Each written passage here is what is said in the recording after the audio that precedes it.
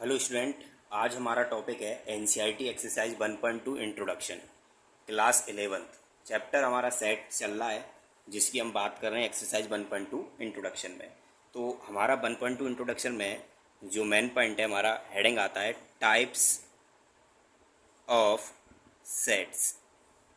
क्योंकि पिछली वीडियो में एक्सरसाइज 1.1 में हमने आपको बताया था सेट्स के बारे में, ठीक है ना, उसके फॉर्म के बारे में आपको बताया था किस तरीके से वर्किंग थी रोस्टर फॉर्म की और सेट बिल्डर फॉर्म की। इसमें हम बताने वाले हैं टाइप्स ऑफ सेट। तो सबसे पहले टाइप्स ऑफ सेट में हम कहते हैं आपको ये फॉलोइंग टाइप्स के सेट होते हैं, जिसमें फर्स्ट सेट आता है हमारे पास एम्प्टी सेट, ठीक है, और इसको हम बोल सकते हैं वॉइड सेट, और इसको हम बोल सकते हैं नल सेट, और इसको बोल सकते हैं हम फाई सेट।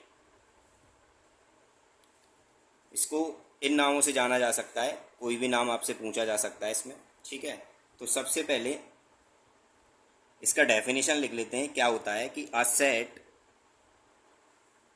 कंसिस्टिंग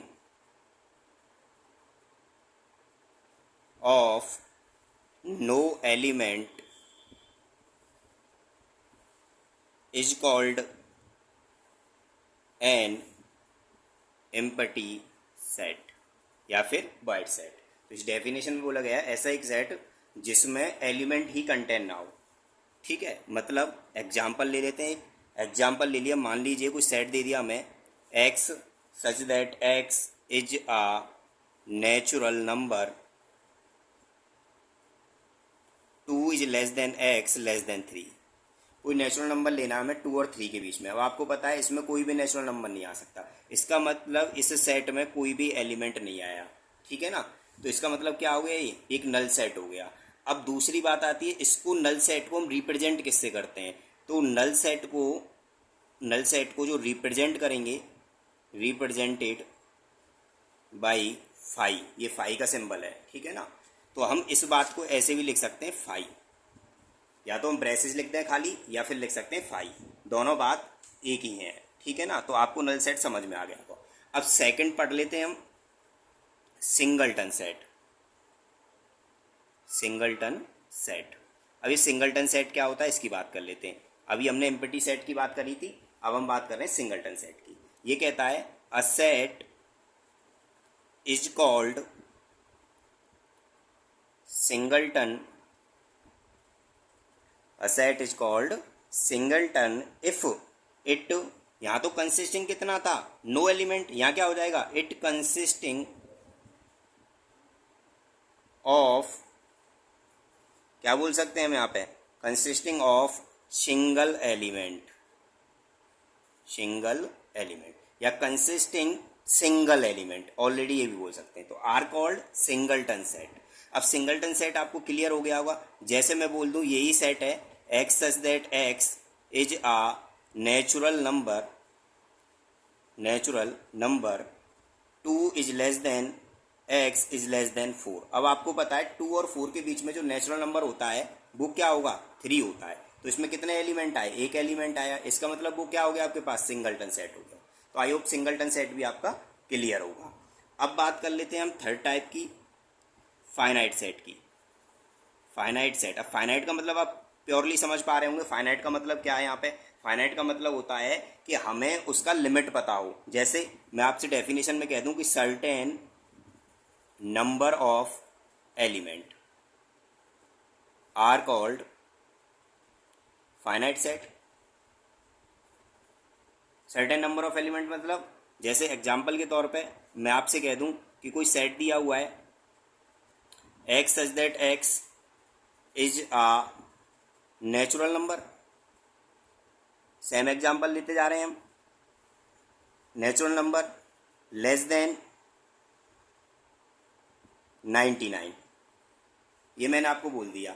अब इसमें साफ साफ बोला गया है नेचुरल नंबर लेस देन 99। अब नेचुरल नंबर स्टार्ट कहाँ से होते हैं, 1 से स्टार्ट होते हैं। इसका मतलब क्या हो गया, जो हमारे पास कंडीशन है 1 से तो स्टार्ट करेंगे, 2 3 डॉट डॉट डॉट कहाँ तक चल रहा होगा, वो 99 से कम। 99 से कम का मतलब 98 तक। आईओ की बात क्लियर होगी। तो हमारे पास जो लास्ट एलिमेंट आया वो क्या आया, 98 आया।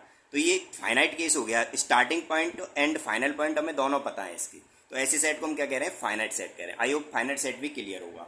अब बात कर लेते हैं हम अपने टाइप्स ऑफ नेक्स्ट सेट की, जिसमें आ रहा है हमारे पास इनफाइनाइट सेट। अब हम बात करेंगे इनफाइनाइट सेट की। इनफाइनाइट सेट क्या होता है, तो फोर्थ पॉइंट में हम डाल लेते हैं इनफाइनाइट सेट। तो इनफाइनाइट सेट में हम क्या कह सकते हैं, infinite number of elements are called infinite set. या तो हम ऐसे बोल सकते हैं, या फिर हम क्या कह सकते हैं, हम दूसरा अगर डेफिनेशन दें तो हम दूसरा डेफिनेशन और क्या दे सकते हैं, आप शॉर्ट में लिख सकते हैं कि a set which is not finite is called infinite set. तो आप ये भी डेफिनेशन इसकी बोल सकते हैं, दोनों ही बात क्लियर होंगी। एग्जाम्पल के तौर पर मैं आपसे कह दूं, कुछ सेट दे दिया गया है, x such that x is a integer number, integers number less than 5, ये मैंने कह दिया। अब आप देखो यहाँ पे इंटीजर नंबर का अगर हम सेट निकालें तो लेस देन 5 की बात करी गई है। अब देखिए लेस देन 5, अब देखो 5 अगर यहाँ ले लिया तो लेस देन 5 करना है, तो इसका मतलब हमें कौन लेना पड़ेगा, 4 लेना पड़ेगा। 4 ले लिया, फिर कौन लेना पड़ेगा, 3, फिर कौन लेना पड़ेगा, 2, फिर कौन लेना पड़ेगा, 1, 0, -1, -2। अब आप देख सकते हो ये कहाँ तक जा रहा है, हमें लास्ट पॉइंट नहीं कह सकते कि यहाँ पे ये लास्ट यहाँ होगा। इसका मतलब क्या हो गया, ये चलता जा रहा है, तो ये कैसा हो गया, इनफाइनाइट सेट हो गया। आई होप ये बात क्लियर होगी, फाइनाइट और इनफाइनाइट दोनों में पता लग गया होगा। फाइनाइट में हमें इनिशियल और फाइनल दोनों पता होती थी, इनफाइनाइट में हमें स्टार्टिंग पॉइंट तो पता है लेकिन हमें एंड पॉइंट उसका नहीं पता। ठीक है, अब बात कर लेते हैं अपने नेक्स्ट सेट की, टाइप्स ऑफ सेट में, जिसमें बोला जाएगा इक्वल सेट। अब बात कर रहे हैं हम इक्वल सेट, और ये काफ़ी इम्पोर्टेंट है। ठीक है ना, इक्वल सेट्स क्या होते हैं, if number of element in set A is equal to number of element in set B, and which is exactly same element. It means, example के तौर पे आप समझें, इसका मतलब क्या बोला गया कि number of A set is equal to number of B set तो होना चाहिए, लेकिन साथ में ध्यान रखना है आपको, जो ए सेट में एलिमेंट होंगे वही बी में होने चाहिए, एग्जैक्टली सेम होने चाहिए वो एलिमेंट। जैसे एग्जाम्पल में मैंने कहा ए इक्वल टू 1 2 3 है और बी इक्वल टू 2 3 1 है, तो आप देखो एलिमेंट 1 2 3 2 3 1 एक ही बात है, तो यहाँ पे ए इक्वल टू क्या हो गया, बी हो गया। तो आपको समझ में आ गया इक्वल क्या कहता है। मान लीजिए एग्जाम्पल दूसरा हम ले लें, आपके पास आ जाए कि ए कोस टू दे दिया 1 2 3 और बी कोई सेट दे दिया आपके पास 2 3 और 5, तो अब यहाँ A is not equal to B है, ए इक्वल नहीं हो सकता बी के, क्यों, 1 2 3 है और इसमें 2 3 5 है, तो 5 2 3 तो सेम है लेकिन 5 और 1 में अंतर है, दोनों ये भी सेम होना चाहिए, 1 और 5 भी सेम होना चाहिए था, सेम एलिमेंट आने चाहिए, इसका मतलब तभी वो इक्वल सेट बनेगा। तो आई होप ये बात भी क्लियर होगी इक्वल सेट कब होगा। अब बात कर लेते हैं अपने नेक्स्ट पार्ट की। नेक्स्ट पार्ट में आ रहा है हमारे पास जो हमारा 6 पार्ट है, उसमें हम बात करने जा रहे हैं, देख लेते हैं 6 पार्ट में। 6 में बात कर रहे हैं हम कॉम्परेबल सेट की, कॉम्परेबल सेट, जिसको हम एक और नाम दे सकते हैं इक्वाइवेलेंट सेट। ठीक है ना, ये क्या होता है, इक्विवेलेंट सेट कहता है number of element in set A is equal to number of element in set B, and both sets elements are different, मतलब एलिमेंट सेम नहीं होने चाहिए। फॉर एग्जाम्पल से बात को क्लियर करेंगे।